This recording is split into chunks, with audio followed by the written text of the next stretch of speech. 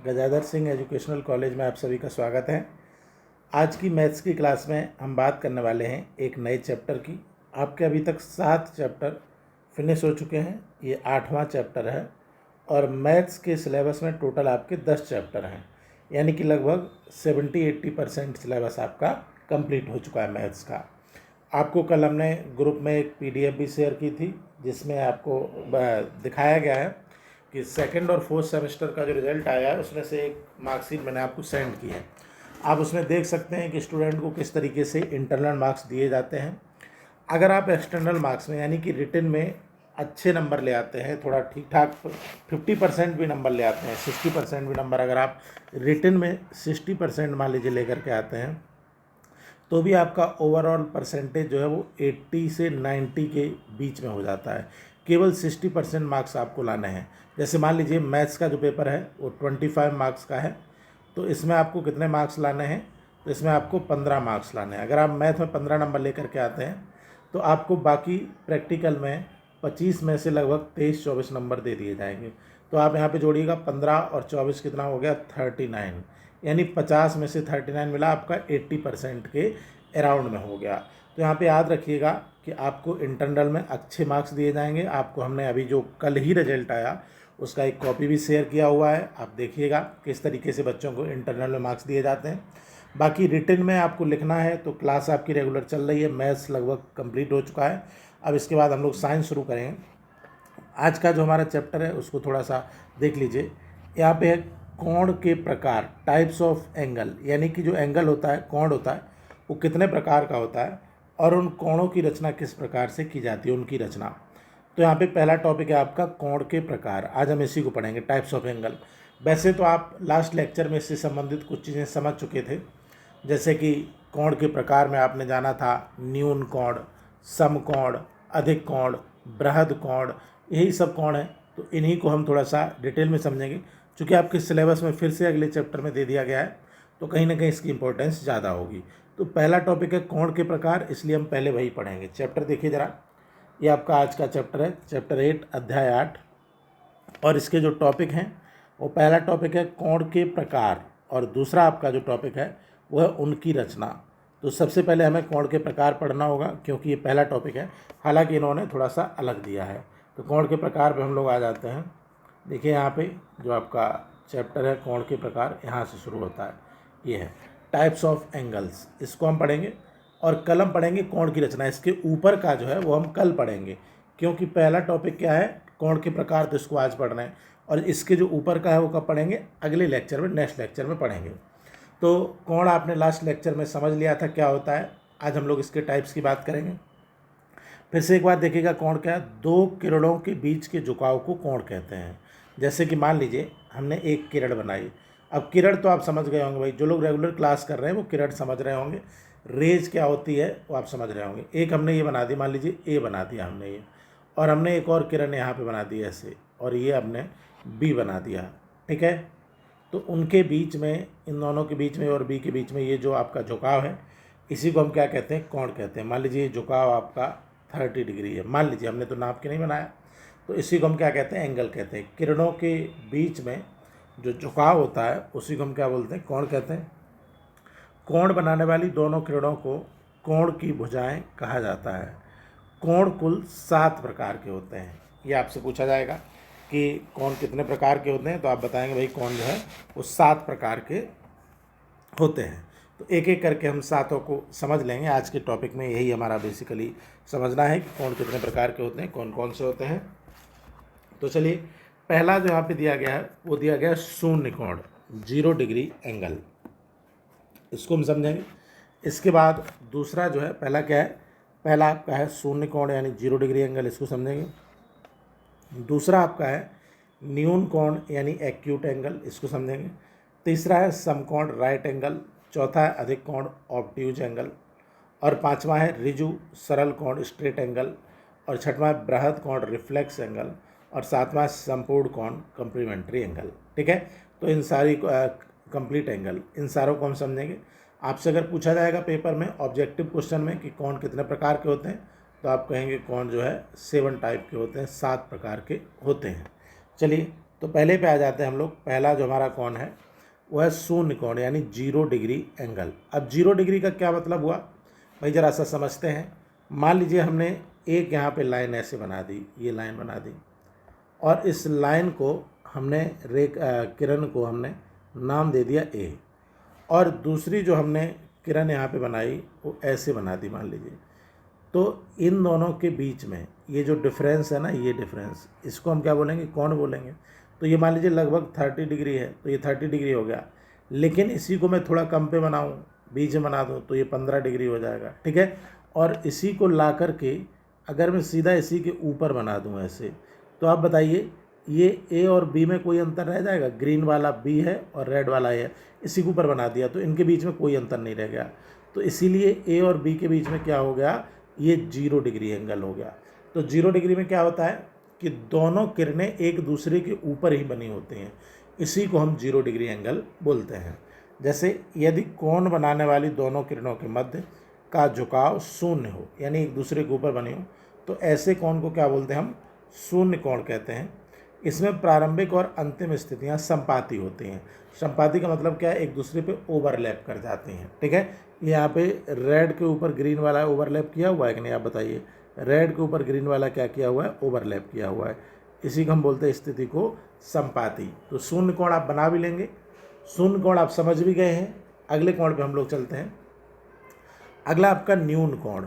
न्यून कोण को इंग्लिश में बोलते हैं एक्यूट एंगल। देखिए आज का ज़माना ऐसा है जहाँ आपको कम से कम टर्मिनोलॉजी को इंग्लिश में समझना चाहिए, क्योंकि आप पढ़ाने जाएंगे स्टूडेंट के बीच में, जो भी आपके बच्चे होंगे, जब आप टीचर बनेंगे तो स्टूडेंट को फ्यूचर की पढ़ाई अगर करवानी है तो आपको कुछ ना कुछ अंग्रेजी उन्हें बतानी होगी, इंग्लिश बतानी होगी। क्योंकि आप देख ही रहे हैं कि ज़्यादातर लोग जो है आजकल इंग्लिश मीडियम में पढ़ रहे हैं, और जो सरकारी स्कूल के बच्चे हैं उन्हें भी आपको उन्हीं के बराबर में लाना है। तो आप इस चीज़ों को इंग्लिश में भी समझते चलिएगा। न्यून कोण, न्यून का मतलब ही होता है कम। न्यून का मतलब क्या होता है, कम होता है। न्यूनतम, न्यूनतम को क्या बोलते हैं हम लोग, कम बोलते हैं। तो न्यून कोण का एक्यूट एंगल का मतलब क्या हो गया, इसका मतलब हो गया कम। कम कैसा, 90 डिग्री से कम, ठीक है। ऐसा कोण जो शून्य से तो बड़ा हो लेकिन 90 डिग्री से छोड़ा हो, उसे न्यून कोण कहते हैं। जैसे ये लाइन हमने बनाई है, एक ये लाइन बनी हुई है यहाँ पे, ठीक है। दूसरी लाइन जो है, ये थोड़ा सा नीचे हो गई भाई, इसको थोड़ा सही करते हैं। एक लाइन ये बनी हुई है और दूसरी लाइन ये बनी हुई है। तो बताइए इन दोनों के बीच में जो एंगल है वो 90 डिग्री से कम है कि नहीं। अगर ये लाइन ऐसे बनी होती है, ऐसे, तब तो ये 90 डिग्री का एंगल होता ना। लेकिन ये तो ऐसे नहीं बनी है, कैसे बनी हुई है, ये इसकी जगह ऐसे झुकी हुई बनी है, तो ये 90 से कम हो गया। तो ऐसा कोण जो शून्य से बड़ा हो लेकिन 90 डिग्री से छोटा हो, वह न्यून कोण कहलाता है। बस हो गया, ठीक है। इस कोण की माप 90 से कम तथा शून्य से अधिक होती है। कोई समझने में परेशानी हो तो वीडियो पे आप कमेंट कर दिया करिए, या पर्सनली मेरे नंबर पे मैसेज किया करिए। मैं तो देख रहा हूँ ज़्यादातर स्टूडेंट जो है वो नहीं पढ़ते, वीडियो से उनको कोई लेना देना नहीं, भाड़ में जाए पढ़ाई लिखाई। जब बैक लगेगी उनकी तो बाद में वो कहेंगे कि सर जो है हमारा कुछ करवाइए। तो हम भैया कुछ नहीं करा सकते, हम आपको पढ़ा सकते हैं। अगर आप पढ़ाने से पास नहीं होंगे तो फिर आपको समस्या उठानी पड़ेगी।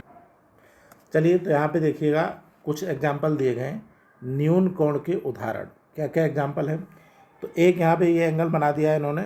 ये देखिए, ये ऐसे है, ये लाइन ब्लू वाली, इसको थोड़ा सा किसी और रेड कलर से कर देता हूँ। ये एक लाइन है ये रेड कलर की, और फिर दूसरी लाइन ये है रेड कलर की, ठीक है। तो इसको देखिएगा, इसके बीच में कितना है, ये थीटा एंगल है। तो ये 90 डिग्री से कम है कि नहीं, बिल्कुल है। अगर ये इस तरीके से जाता सीधा तब तो 90 डिग्री होता ना, लेकिन ये अंदर की तरफ झुका हुआ है तो 90 डिग्री से कम है। तो यहाँ पे क्या हो गया, ये न्यून कोण है। जैसे एक पेड़ के हिसाब से इन्होंने समझाया है। कोई पेड़, कोई ट्री आपने देखा हो तो उसका आप जड़ देखिएगा, और जड़ थोड़ा दूर खड़े होकर जड़ देखिए, और जड़ के साथ साथ जो है उसका ऊपर टॉप देखिए। तो ये जो एंगल बनने वाला है ये आपका न्यून कोण बनेगा, ठीक है। अब अगला यहाँ पे दिया गया है न्यून कोण का अगला एग्जाम्पल है। जैसे कोई भी सीढ़ी स्लिप होती है, जब आप बाइक चढ़ाते हैं ना, घर पे आपने बाइक चढ़ाने के लिए स्लिप बना रखी होगी, कार चढ़ाने के लिए स्लिप होगी। घर में, घर थोड़ा ऊंचा होता है, गली रोड थोड़ा नीचे होती है, तो उसमें जाने के लिए थोड़ा सा क्या होता है, स्लिप बना होता है। तो ये जो स्लिप होता है ये नीचे ऐसे, और उसके बाद ये जो ढलान है, तो इसके बीच में 90 डिग्री से कम का ही एंगल होगा। अगर मान लीजिए हम स्लिप में 90 डिग्री का एंगल बना दें ऐसे, और आप जो है कार इधर से लेकर के आ रहे हैं भाई साहब दे दनादन, मान लीजिए आप लोग बिहार के रहने वाले, पटना से घूम के आए आप अपने घर, और 90 डिग्री का स्लिप बना हुआ है, इसमें टक्कर लगेगी कि नहीं? इस पर क्या कभी चढ़ पाएगी कार? नहीं चढ़ पाएगी, 90 डिग्री है तो यहाँ पे टूट जाएगी। लेकिन क्या करेंगे आप, जब स्लिप बनाएंगे तो धीरे धीरे आराम से ऐसे चढ़ जाएगी। हालांकि यहाँ कार की जगह ये दिखा दिया है कि भैया लड़की जो है उतर रही है, तो ये लड़की के उतरने का यहाँ पे फिगर है, ये उतर रही है, बच्चा है यहाँ पे। अब देखिए न्यून कोण का अगला एग्जाम्पल इन्होंने बनाया है। जैसे कि हम सीढ़ी लगाते हैं, ये दीवार इन्होंने उल्टा बना दिया, आपको बनाया तो इन्होंने अपने हिसाब से ठीक है, लेकिन हम इसको थोड़ा उल्टा बनाएंगे। मान लीजिए ऐसे एक दीवार बनी हुई है, दीवार तो सभी के घर में है भाई, बिना दीवार के तो कोई घर नहीं होता, चाहे पक्का हो चाहे कच्चा हो। ये हमने दीवार बना दी, ठीक, ये दीवार है हमारी बढ़िया सी, ये ठीक है। अब इस दीवार के ऊपर छत पे जाना आपको यहाँ, तो आप क्या करेंगे, यहाँ पे एक सीढ़ी लगाएंगे ना, ऐसे ऐसे सीढ़ी लगाएंगे ऐसे, ठीक है। और ये जो सीढ़ी आप लगाएंगे इस पर आप चढ़ते जाएंगे भाई। तो आप बताइएगा ये सीढ़ी क्या ऐसे खड़ी लगा सकते हैं आप? नहीं, खड़ी सीढ़ी पे चढ़ना तो बड़ा मुश्किल होगा, और आप चढ़ भी जाएंगे तो गिर सकते हैं या फिर वो सीढ़ी पलट जाएगी। तो इसलिए क्या करेंगे, इसको थोड़ा झुका के लगाएंगे, और जो भी झुका हुआ एंगल है वो क्या है, आपका न्यून कोण है। हालांकि इन्होंने इसको इसलिए ऐसा बनाया है, इनको समझाने में आसानी हो, ठीक है। ये हो गया आपका न्यून कोण, यानी कि जो सीढ़ी लगी है आपकी छत पे जाने के लिए वो न्यून कोण का एग्जाम्पल है। फिर उन्होंने अगले एग्जाम्पल दिए, जैसे 62 डिग्री तो 90 से कम है, ये भी न्यून कोण हो गया। 48 डिग्री ये भी 90 से कम है, ये भी न्यून कोण हो गया। 71 डिग्री ये भी 90 से कम है, ये भी न्यून कोण हो गया। 30 डिग्री ये भी 90 से कम है, ये भी न्यून कोण हो गया। 67 डिग्री ये भी 90 से कम है, ये भी न्यून कोण हो गया। 12 डिग्री ये भी 90 से कम है, ये भी न्यून कोण आपका हो गया। तो यहाँ पे न्यून कोण का मतलब आप समझ गए। अब थोड़ा सा डेफिनेशन यहाँ पे देखिए, ऐसे कोण जो दो रेखाओं के विपरीत पक्षों या रेखाखंड पर होते हैं उन्हें ऊर्ध्वाधर कोण कहते हैं। ऊर्ध्वाधर कोण सदैव समान माप के होते हैं। यदि ये कोण न्यून कोण है तो इन्हें ऊर्ध्वाधर न्यून कोण कहते हैं। जैसे कि यहाँ पे 75 डिग्री हो गया, और इसके जस्ट नीचे वाला जो है ये भी 75 हो गया, और ये अपोजिट में एक इधर है और एक इधर है, तो इसी की बात कर रहा है ये, ठीक है। जैसे इसने बताया कोण AOC, तो ये देखिए कौन सा कोण की बात कर रहा है, ये है, ए से शुरू हुआ, ओ पे गया, OC, ये वाला कोण AOC। और कोण DOB कौन सा, तो ये है DOB। एक दूसरे का अपोजिट है कि नहीं है? बिल्कुल एक दूसरे का अपोजिट है। तो यहाँ पे क्या है, ये ऊर्ध्वाधर न्यून कोण है, अपोजिट है और 90 डिग्री से कम है, तो इसलिए न्यून कोण हो गई, ये ऊर्ध्वाधर न्यून कोण हो गए। न्यून कोण का तात्पर्य ऐसे कोण से जो 0 से बड़ा हो लेकिन 90 से छोटा हो। ऐसा त्रिभुज जिसके सभी कोण न्यून कोण हो उसे न्यून कोण त्रिभुज कहते हैं। जैसे कि त्रिभुज तो आप जानते ही हैं, 3 भुजाओं से बनी हुई बंद आकृति को त्रिभुज कहते हैं। बंद आकृति इसलिए बोला गया कि अब आपने कहा त्रिभुज, तो हमने बना दिया भैया 3 भुजाओं की आकृति ऐसे बनाई हमने, ठीक है, ये बनाई और हमने ये बना दी। क्या ये त्रिभुज है? नहीं, ये त्रिभुज नहीं है, क्योंकि बंद नहीं है, इसको बंद होना चाहिए। तो बंद कैसे? ऐसे बनाया आपने, फिर आपने ऐसे बनाया और फिर आपने ऐसे बनाया, तो ये त्रिभुज हो गया। मतलब 3 भुजाओं से बनी हुई बंद आकृति को आप जो है त्रिभुज कहते हैं। और न्यून कोण का मतलब क्या हुआ भाई, ये न्यून कोण त्रिभुज का मतलब क्या हुआ, ये जो है ये 45 डिग्री हो गया, यहाँ पे जैसा बना हम बना रहे हैं, क्योंकि ये 90 डिग्री इसका मैंने झुका हुआ है ना, ये इधर वाला 55 डिग्री हो गया और इधर वाला 80 डिग्री हो गया, तो 90 डिग्री से ज़्यादा तो एक भी नहीं बना है, इसीलिए क्या हो गया, ये न्यून कोण त्रिभुज हो गया आपका, ठीक है। अगला देखिएगा, किसी त्रिभुज के 2 कोण 65 डिग्री तथा 39 डिग्री हैं, तीसरे कोण की माप ज्ञात कीजिए। तो आप हमेशा याद रखिएगा कि जो त्रिभुज होता है उसके तीनों कोणों का जो मान होता है वो 180 डिग्री होता है। जैसे यहाँ पे दिया भी गया है, तीनों कोणों का मान 180 डिग्री है, 2 का दिया गया 65 और 39, तो तीसरे का निकालना आसान है, 65 और 39 को जोड़ के इसमें से घटा देंगे, 65 + 39 करिए इसको, तो क्या आएगा, 65 + 39 जब हम करेंगे तो ये आपका आ जाएगा 104 डिग्री। तो 180 में से आप 104 घटाएंगे तो कितना आ जाएगा, 76 डिग्री। कुछ नहीं करना है, बस आपको इतना याद रखना है, त्रिभुज के तीनों कोणों का जो मान होता है मिला करके ऐड करके 180 डिग्री होता है। 2 आपको दिया गया है, तो तीसरा निकालना कितना आसान है, बहुत आसान है। 2 दिया गया, दोनों को जोड़ दीजिए और 180 में से घटा दीजिए, तो तीसरा आपको पता चल जाएगा। चलिए अगले कोण पे हम लोग आ जाते हैं। अगला हमारा समकोण है। समकोण मतलब राइट एंगल। इसको आप 2-3 बार देख भी चुके हैं। राइट एंगल, राइट एंगल की जो वैल्यू होती है वो 90 डिग्री होती है। समकोण की वैल्यू होती है 90 डिग्री। यानी इसी तरह का जो कोण होगा, जो एकदम दो रेखाओं को लंबवत काटता होगा ऐसे, उसी को हम क्या बोलेंगे? उसी को हम बोलेंगे समकोण। ऐसे इसको हम बोलते हैं समकोण। दो रेखाओं को लंबवत काटने वाले कोण को समकोण बोलते हैं। ऐसा कोण जिसकी माप 90 डिग्री के बराबर होती है समकोण कहलाता है। अथवा ऐसा कोण जिसे बनाने वाली दोनों किरणों के मध्य का झुकाव 90 डिग्री हो। जैसे कि एक ये किरण है, ठीक है, ये इसी के ऊपर बनाना है भाई। एक ये किरण हो गई आपकी और दूसरी आपकी ये किरण हो गई। दोनों के बीच में 90 डिग्री, उसी को समकोण बोलेंगे। तो वह समकोण होगा। समकोण के आधार पर ही अन्य कोण को परिभाषित किया जाता है। कहने का मतलब ये है कि न्यून कोण कौन सा होगा, अधिक कोण कौन सा होगा, इस समकोण के आधार पर ही हम परिभाषित करते हैं। जैसे एग्जांपल देख लीजिए, यहाँ पे दिया गया है।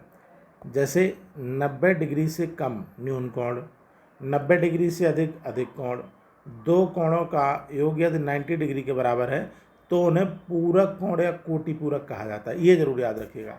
अगर आपसे पूछा जाए पूरक कोण कम्प्लीमेंट्री एंगल क्या है, यानी कि कोटि पूरक कोण क्या है, तो आप कहेंगे ऐसे दो कोण जिनका मान 90 डिग्री के बराबर हो। जैसे मान लीजिए एक है 60 डिग्री और एक है 30 डिग्री, तो इन दोनों का योग कितना हो गया?